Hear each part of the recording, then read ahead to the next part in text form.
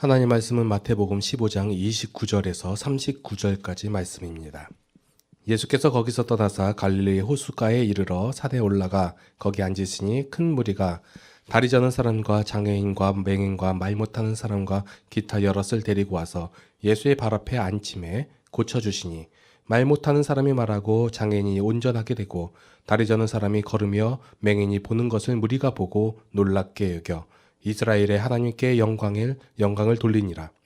예수께서 제자들을 불러 이르시되 내가 무리를 불쌍히 여기노라. 그들이 나와 함께 있은지 이미 사흘임에 먹을 것이 없도다. 길에서 귀진할까 하여 굶겨 보내지 못하겠노라.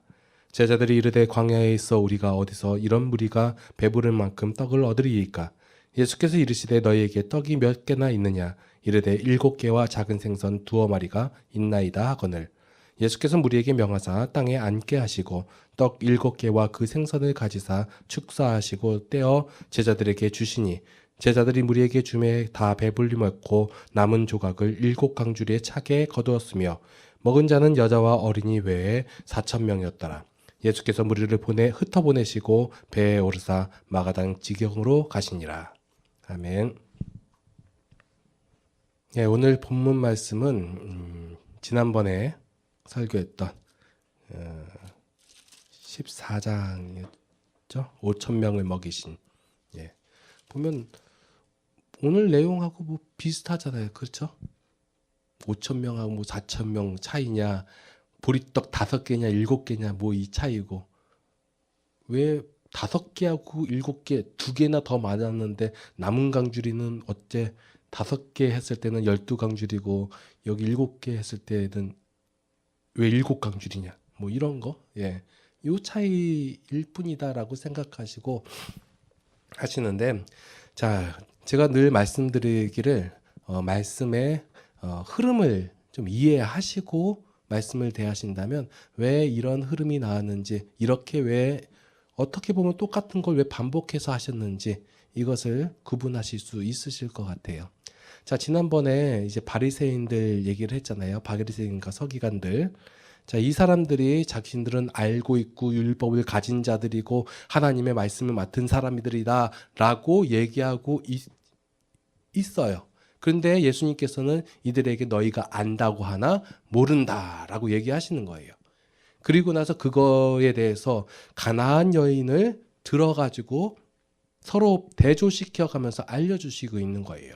가나안 여인에게 내 믿음이 크도다라고 말씀하시는 것은 가나안 여인이 믿음이 크고 진짜 뭐 그러기 때문에 크다라고 칭찬하신 게 아니라 반대로 역설로 하나님의 말씀을 갖고 있고 율법을 갖고 있는 유대인들에게 너희들은 믿음이 없다라는 것을 알려주고 있는 거예요. 가나안 여인이나 유대인이나 다 뭐예요? 죄인이에요. 하나님을 알지 못하는. 예. 그래서 사람들이 이제 그 많은 설교자들이 설교를 할 때 가나안 여인 얘기할 때 어떻게 해요? 소리 질러야 합니다. 그에게 매달려야 합니다. 그리고 또 뭘 얘기했죠? 그러니까 이렇게 적극적으로 예수님께 나와야지 뭘 받는다고요? 복을 받는다. 이 얘기를 하는 거예요. 그렇죠? 이 본문 설교할 때는 이렇게 얘기를 하는 거예요. 하나님께 소리 지르십시오. 뭐 어떤 뭐 안 좋은 상황이 닥치더라도 믿음으로써 그 신앙을 고백해야 합니다라고 얘기를 해요. 그래야 하나님께서 은혜를 주셔서, 자, 은혜 주는 조건이 나오죠. 어떻게 해요? 매달려야 되고 소리 질러야 되고 그 수난과 수모를 견뎌야 되고 그래야 복을 받습니다라고 얘기를 해요. 그런데 그 다음 나오는 말씀이 되게 웃긴 거예요. 뭐예요? 사람들이 많은 그 29절에 보니까 뭐 큰 무리가 오는 거예요. 지금 다 뭐 어떤 사람들 데리고 왔어요? 저는 자들, 장애인들, 맹인들 이런 사람들 데리고 온 거예요. 그 가나안 여인의 딸과 비슷한 종류의 어려움을 갖고 있는 사람 데리고 가서 뭐 했어요? 예수의 발 앞에 앉힌 거예요. 그랬더니 어떻게 하셨어요? 고쳐주셨죠. 자, 가나안 여인처럼 이 사람들이 수모를 겪었나요? 안 겪었어요. 근데 고쳐주셨어요. 그랬더니 이제 이거 설교할 때는 또 다른 얘기하죠. 주님 앞에 나와야 합니다. 그 발 앞에 무릎을 꿇어야 합니다. 그래야 하나님께서 그 은혜를 주십니다. 자, 은혜 주는 조건이 좀 바뀌었어요. 자, 여기서 끝나면 또 그냥 그래도 앞에 나가야 되는구나, 뭐라도 그래도 좀 보여야 되는구나 라고 생각하는데, 그 다음에는 더 재밌는 사건이 나오는 거예요. 이 사람들이 예수님께 떡을 달라고 얘기도 안 했어요. 자신의 문제를 해결해달라고 얘기도 안 했어요. 그냥 예수님께서 보시고 불쌍히 여기신 거예요. 그래서 너희가 믿어라, 너희에게 믿음이 있어야 한다, 아니면 어떤 조건을 보여라, 너희가 어떤 행동을 해라 라고 얘기한 게 아니라 그냥 있으면 뭐 한 거예요? 배부르게 된 거예요. 그래서 이 흐름상에서 보면 사람의 어떠한 자세나 어떤 갈급함이나 어떤 기대감이나 이런 거하고 상관없이 하나님께서, 예수님께서는 그 불쌍히 여기심으로 말미암아 그 은혜를 베푼 게 나온다는 거예요. 그러니까 여러분들에게 어떤, 내가 하나님의 은혜를 받고자 어떤 수단과 방법을 사용해야겠구나 라는데 여기에 초점이 있는 것이 아니라 그 하나님의 긍휼하심과 자비하심에 초점이 있는 것이지, 어떤 사람이 내가 이렇게 하나님께 매달리고, 자꾸 이걸 쓰잖아요. 내가, 어떤 사람이 어떤 문제가 있었는데 하나님께 은혜를 받았습니까? 왜 받았어요? 이 사람이 하나님을 믿고 의지함으로 말미암아 하나님께 어떻게 했어요? 헌신했습니다. 헌금했습니다. 하나님께 드렸습니다. 바쳤습니다. 그랬더니 하나님께서 감동하사 은혜를 주십니다. 이 말이 그 본문 내용만 조금만 뒤에만 읽어도 많이 다르다는 사실을 알 수 있게 되잖아요. 성도가 성경을 안 읽으니까 자꾸 부분만 읽고 얘기할 때 아멘이 나오는 거예요. 흐름을 보세요. 예수님이 어떻게 우리를 대하셨어요? 가나안 여인처럼 매달리고 그 수모를 겪어야지만 하나님께서 은혜를 주셨나요? 겪었기 때문에 주셨나요? 아니면 그 발 앞에 무릎 꿇고 엎드렸을 때 그래서 하나님께서 감동하셔서 복을 주셨나요? 아니요. 불쌍히 여기시는 거예요. 유대인들에게는 지금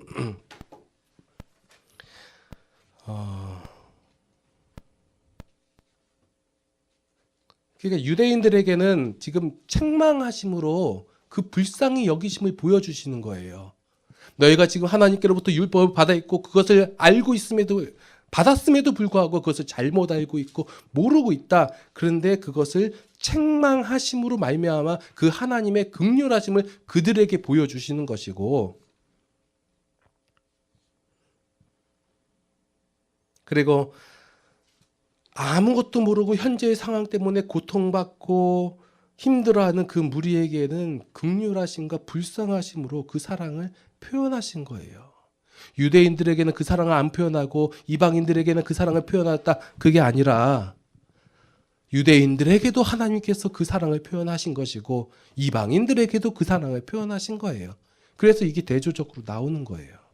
오병이어의 기적도 보여주시고 칠병이어의 기적도 보여주시는 거예요. 우리는 흔히들 착각을 하는 거예요.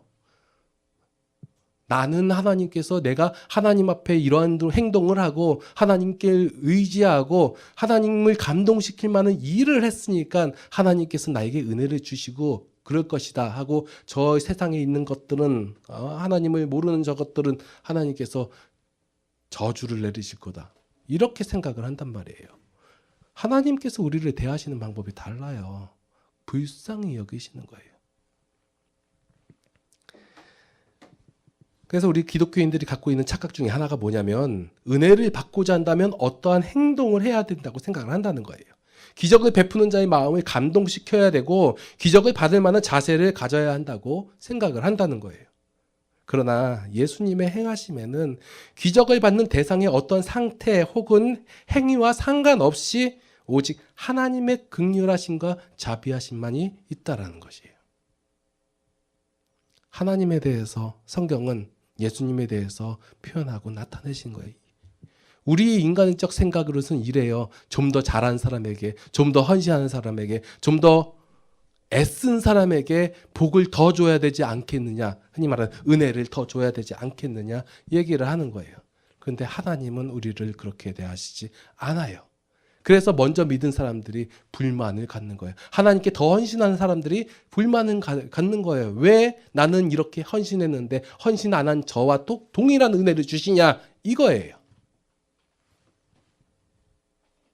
이게 다 무슨 뭐 때문에 나오는 거예요? 상급, 은혜에 대한 상급 있잖아요. 이것을 내가 어떤 행위에 대한 결과로서 받아들이기 때문에 그렇다는 거예요. 오늘 그 얘기를 할 거예요. 자, 흔히들 신앙생활을 어떤 일을 하는 것이라고 생각을 해요. 신앙생활이라고 하면 여러분들 신앙생활 잘하고 계세요? 잘한다고 하면 이제 그 사람들이 어떻게 잘하는데요? 제가 새벽 예배도 빠짐없이 나고 주일 360 주일 성수 잘 지키고 하나님께 대해서 11조와 12조뿐만 아니라 제 처절의 전제를 다 바쳤습니다. 이렇게 하나님의 일을 열심히 하고 제가 화요일마다 수요일마다 전도를 하고 이런 일을 하고 교회 행사가 있을 때마다 나가서 일하고 그랬습니다. 예. 신앙생활 잘하고 있습니다. 이렇게 얘기를 해요. 그러나 신앙생활이라는 것은 하나님을 인정하는 그 인정의 싸움이에요. 어떤 일을 많이 했다가 아니라 우리의 삶 속에서 나타나는 모든 현상 가운데서 내가 그 하나님의 이름을 인정하냐 안 하냐의 싸움이에요. 쉽게 말씀을 드리면 내가 어떤 삶을 살아가요. 그런데 나에게서 이러한 마음이 나와요. 아, 이러한 마음이 나오는 것은 하나님께서 주신 마음이구나. 하나님께서 나를 이렇게 만드셨기 때문에 이렇게 행하셨구나. 이게 하나님께서 하신 것이에요. 자, 우리가 흔히 말하는 이제 12월 달 가까우니까 이제 구제에 대한 얘기 많이 나오잖아요. 구제를 해요. 구제를 하는데 하나님께서 그러니까 이거 구제를 하는 본인이에요. 하나님께서 나에게 다른 사람을 불쌍히 여기는 마음을 주셨구나. 이게 하나님을 인정하는 거예요. 하나님께서 그 마음을 주셨기 때문에 내가 이렇게 행할 수 있구나. 여기까지가 하나님께서 하나님을 인정하는 거예요. 그런데 내가 이 구제를 함으로 말미암아 이 의의를 하나님께로부터 칭찬받을 것이다라고 생각하면 그것은 하나님을 인정하는 게 아니에요. 그래서 내가 이 의의를 행함으로 말미암아 하나님께서 나에게 은혜를 주실 것이다, 복을 주실 것이다 하는 것은 이거 인정의 싸움에서 지는 거예요.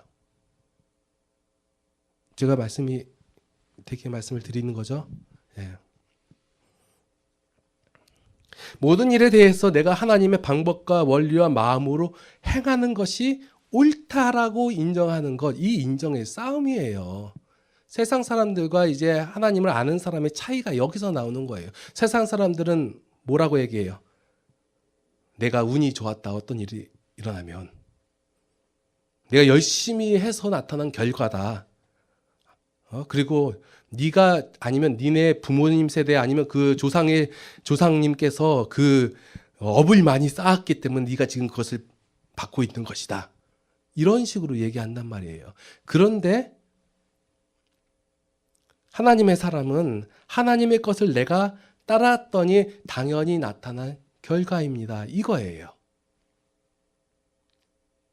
이 모든 것이 사람들은 운이라고 얘기하고 네가 잘했기 때문이라고 얘기할 때 아닙니다. 하나님께서 그 하나님의 자비하심과 긍휼하심으로 말미암아 나에게 주어진 이루어 놓으신 결과라고 인정하는 것이 신앙생활이라는 것이에요.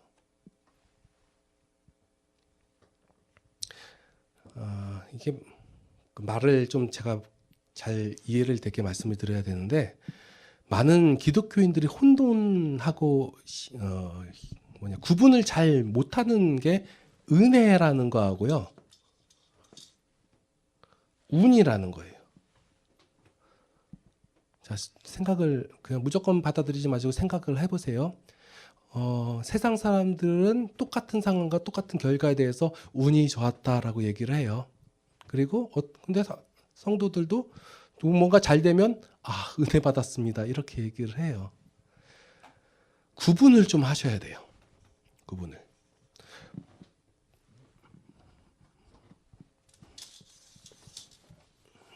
먼저 은혜에 대해서 조금 좀 명확하게 말씀을 드릴게요.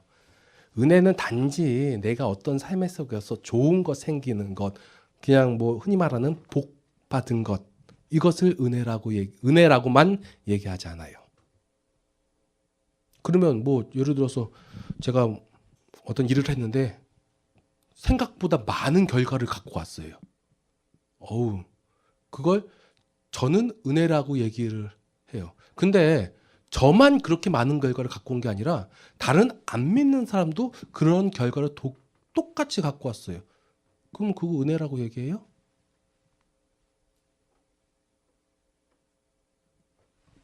이해가 맞나?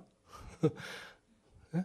아니 기독교인들이 많이 나타나는 거 보고 아우 은혜입니다 은혜입니다 얘기하는데 안 믿는 사람들이 봤을 땐 그거는 은혜, 안 믿는 사람은 그보다 더 많은 걸 얻었거든요. 그럼 그 사람들 은혜라고 얘기해요 그걸? 헷갈려요. 그러면 뭐 단지 그 결과만 바라보고 했을 때 은혜란 건 뭐냐면 먼저 하나님께서 뭐예요? 우리를 죄 가운데서 구원하심, 이거예요.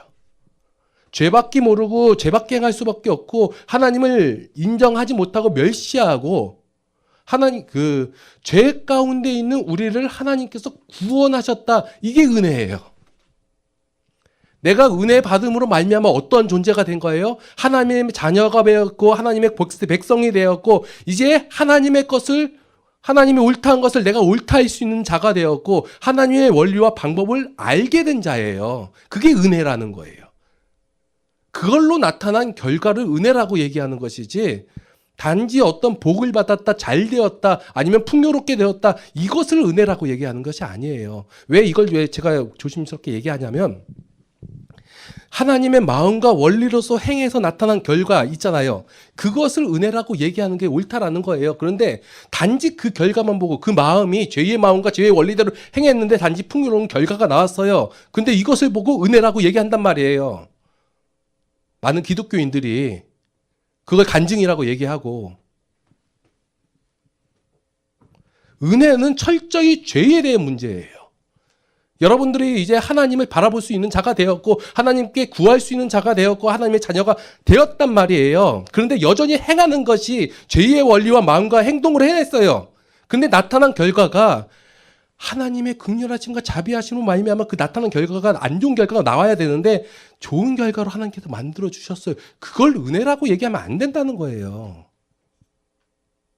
왜 예수 믿는 사람들이 사기를 치고 안 좋은 마음으로 행하고 그런데 그렇게 나타난 결과를 왜 하나님의 은혜라고 얘기한단 말이에요.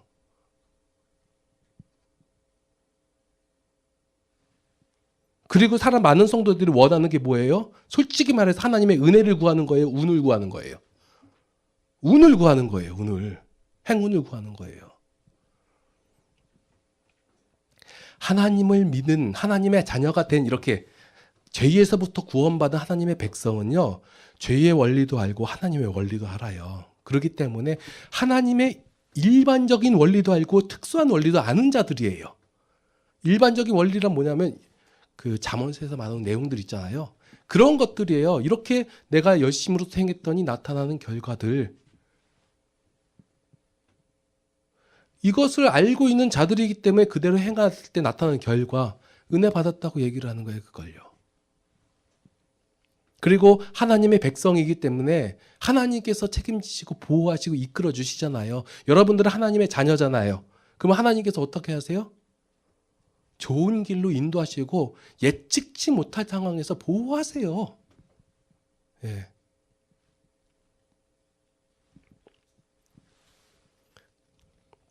그래서 믿는 사람에게는 하나님의 보호하심과 좋게 하심이 반드시 따라요. 그런데 이것이 무조건적인 좋게 하심이 아니라 하나님의 일반적인 원리 가운데서 좋게 하심이라는 거예요. 세상 사람들도요. 하나님께서 세우신 원리 있잖아요. 그것을 하나님을 믿지 않음에도 불구하고 교회를 다니지도 않음에도 불구하고 따라가는 사람들이 있어요. 그러면 그 사람들은 하나님께서 원리 이거든 이거다 했기 때문에 그 그것을 받는단 말이에요. 네. 근데 그것을 또 솔직히 말해서 부러워할 필요는 없는 건 뭐냐면 그들은 모르는 채에서 그거 생각해서 받았잖아요. 그러나 여러분들은 존재 자체가 바뀐 것이고 그 모든 것을 이은 사람들이고 그것을 행할 수 있는 충분한 능력을 가진 사람들이기 때문에 부러워할 필요가 없는 거예요. 왜 하나님께서 주신 대로 원리대로 그것을 모르고 안 행함으로 말미암아 그것을 행한 하나님의 자녀가 아닌 백성들이 행한 것을 보고 부러워하냐는 거예요. 참 미련한 짓이에요, 이게. 가진 자들이 오히려 못 가진 자들을 부러워하고요. 예. 왜 그러냐면 이게 다 모르기 때문에 그래요. 하나님 성경도 모르고 하나님도 모르고 내용도 모르고 모르니까 그런 무지한 행위들을 한 거예요. 왜 그런 존재가 되었음에도 불구하고 여전히 없는 자처럼. 예. 그리고 나서 뭘 부러워하냐면요. 사단도 살아서 역사한다고 했잖아요. 사단이 인도하시고 보호하고 역사로 나타난 그 죄인들의 모습을 보면서 부러워한다는 거예요. 그런데 잠언서에 보니까 잠언서 24장 1절하고 19절에서 보면 악인의 형통함을 부러워하지 말라고 하는 거예요. 부러워하지 마세요. 예를 들어 세상 사람들이 우리보다 훨씬 더 흔히 말하는 우리가 바라는 좋은 것들 있잖아요. 풍요로움. 그런 것을 한다고 해가지고 부러워하지 말라는 거예요. 왜요? 그들은 그렇게 살다가 편안하게 죽을 수도 있잖아요. 그죠? 우리는 이런 생각 갖고 있잖아요. 악인들은 나중에 결말이 늙어서 안 좋을 거야 라고 생각하잖아요. 그죠? 그런데 하나님을 모르는 그 악인들 중에서 아주 편안하게 살다가 죽는 경우도 있어요. 자손들도 잘 되고요. 예. 흔히 말하는 그런 것을 근데 부러워하지 말라는 거예요. 왜요? 왜요? 우리는 하나님의 백성이잖아요. 우리가 영원한 생명 가운데 거하잖아요. 근데 영원한 죽음에 거하는 그들을 왜 부러워하냐는 거예요. 단지 이 생에서 삶 속에서 좀 어떤 편안하게 살았다 해서. 예. 구분을 하셔야 돼요. 여러분들 은혜를 받았어요. 여러분들 어떤 행위와 어떤 상태와 어떤 모습을 보였기 때문에 은혜를 받은 것이 아니라 오직 하나님께서 불쌍히 여기심으로 말미암아 은혜를 받았어요. 그게 뭐예요? 구원이에요. 구원. 이것이 크도다예요. 그리고 나서 하나님을 배워서 알고 하나님을 바라볼 수 있는 자가 되어서 그 하나님의 생각과 마음과 원리가 내 안에 있음을 알게 되었으니 그대로 행하는 거예요. 삶 속에서. 그러니 뭐가 오는 거예요? 그 결과가 오는 거예요. 그게 뭐예요? 은혜라고 얘기하는 거예요. 그것을 우리는 뭐 하는 거예요? 즐기면서 누리면서 사는 거예요. 삶 속에서 이렇게 살 때 내가 하나님의 원리를 따를 것인가 죄의 마음과 원리를 따를 것인가 갈등되는 그 시기에서 내가 하나님의 것을 따랐더니 그 하나님의 평강과 하나님의 평안이 내 안에 충분히 거한다 있다. 이것이 고백하는 것, 이게 인정의 싸움이라는 거예요. 이것을 신앙생활이라고 얘기하는 거예요. 여러분들이 이 싸움을 하는 거예요. 교회에서 일을 많이 했기 때문에 신앙생활 열심히 합니다. 전혀 그렇게 생각하지 마세요. 내가 교회를 위하여 이렇게 헌신하고 내 모든 것을 바쳤습니다. 이것을 헌신이라고 생각하지 마세요. 여러분들의 헌신은 하나님의 것을 따르는 게 헌신이에요. 하나님의 마음을 따르는 게 헌신이에요. 그래야 할 때 뭐예요? 감사가 나오는 거예요. 결과 때문에 감사가 아니라 그 근본 때문에 감사가 나오는 거란 말이에요. 하나님께서 은혜 주셨기 때문에 감사가 나오는 거예요. 내가 이러한 상황, 어떠한 상황이든지 간에 상관없이 그 결과하고 상관없이 내가 하나님의 일하심으로 말미암아 하나님의 역사하심으로 말미암아 하나님의 자비와 공률하심의 결과로 말미암아 하나님의 백성이 되었고 하나님의 자녀가 되었고 하나님의 마음을 푸는 자가 되었기 때문에 감사하는 거예요. 여러분들의 감사는 그렇게 나오는 거예요. 혹시 작년보다 올해의 삶이 더 힘들어지셨어요? 감사하세요. 결과 때문에 감사하는 게 아니에요. 기도하시겠습니다. 하나님의 은혜에 감사를 드립니다. 하나님께서 우리가 아직 죄인 되었을 때 먼저 사랑하시고 우리를 구원하여 주심에 감사를 드립니다. 우리의 모습과 우리의 상태와 우리의 처지와 상관없이 하나님께서 우리를 하나님의 자녀로 삼아 주셨고 하나님의 것을 충분히 행할 수 있는 능력 또한 주심에 감사를 드립니다. 이제 우리가 그 하나님의 마음과 원리로서 이 세상을 기쁨으로 살아가게 하여 주시옵소서. 어떠한 상황과 상태이든지 우리가 하나님을 인정하게 하여 주시옵고 그 하나님을 고백하는 우리의 신앙생활이 되게 하여 주시옵소서.